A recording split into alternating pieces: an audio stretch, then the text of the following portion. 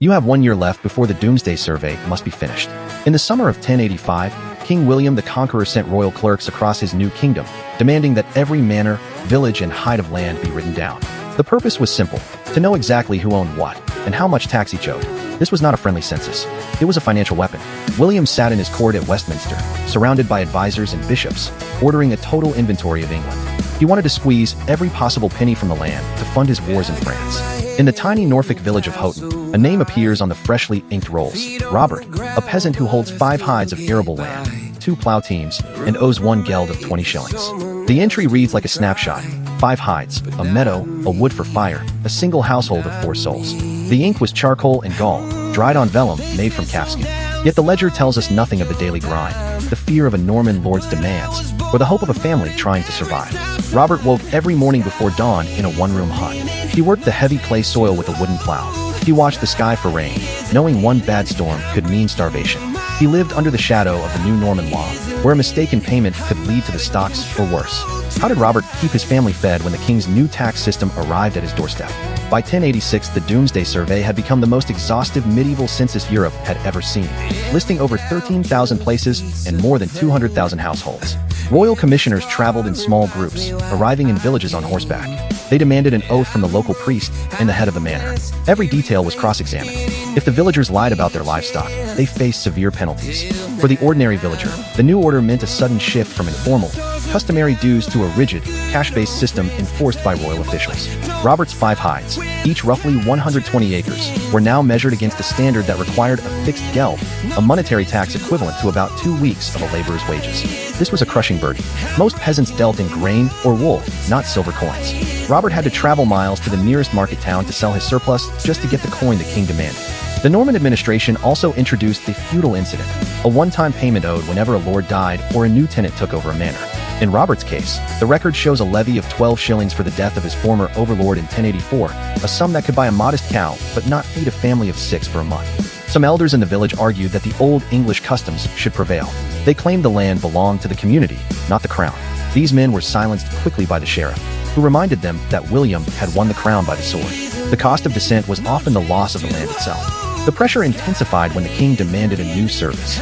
Every able-bodied male had to provide 40 days of labor per year for royal projects, building castles, repairing roads, or manning the newly fortified coastal defenses. This was called the corvée.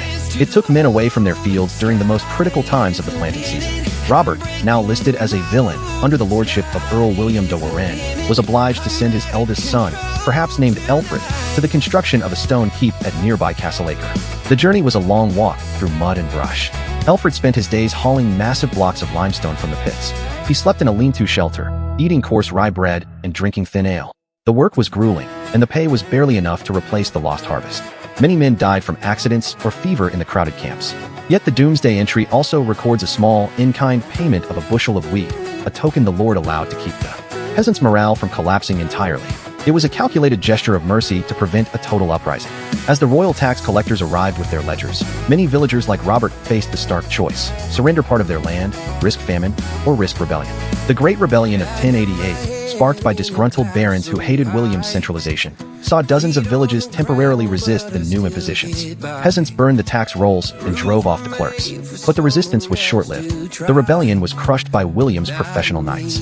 Those who fought were hanged or exiled. Robert's name disappears from later records, perhaps because he died in the lean years that followed, or perhaps because he lost his land to a more wealthy tenant. But the pattern of resistance and accommodation became the template for how ordinary people negotiated power for centuries. Did this system survive beyond William's reign, or did it crumble under the weight of its own bureaucracy? The Domesday Book survived the Norman era, the Plantagenet dynasty, and even the dissolution of monasteries, becoming a cornerstone of English legal tradition. It was kept in the royal treasury, a massive volume of skin and ink. Its meticulous accounting gave later kings a reliable tool for taxation, but it also provided peasants a written proof of their rights, however limited, that could be cited in disputes.